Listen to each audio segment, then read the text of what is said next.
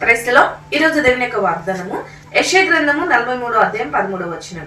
నేను కార్యం చేయగా త్రిప్పివేయేవాడు ఎవడు? దేవుడి వాక్యం నిలిచును గాక.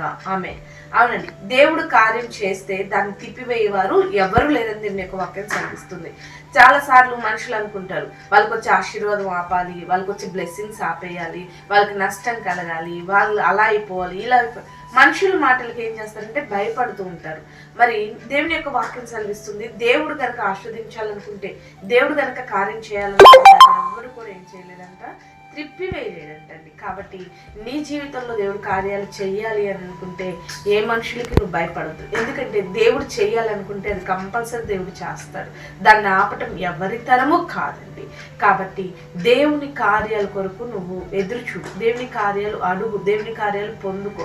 అయ్యో నా దేవుడి దగ్గర నుంచి వాళ్ళేదో ఏడుస్తున్నారు, వీళ్ళేదో అంటున్నారు, అందుకే నేను పొందుకోలేకపోతున్నాను అన్న భ్రమ నీలోంచి తీసివే.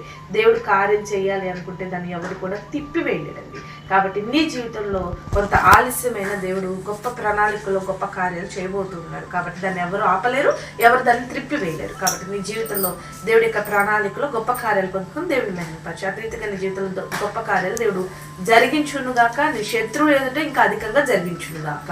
ఆమె ప్రార్థన చేసుకుందామండి. సకల ఆశీర్వాదాలు కారణభూతుడమైన మా ప్రియపరులకు తండ్రి, ఈ యొక్క ప్రార్థనలు కూర్చున్న ప్రతి బిడ్డని జ్ఞాపకం చేసుకోండి.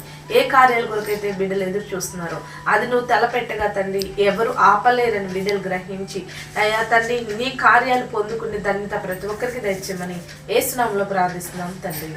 ఆమేన్.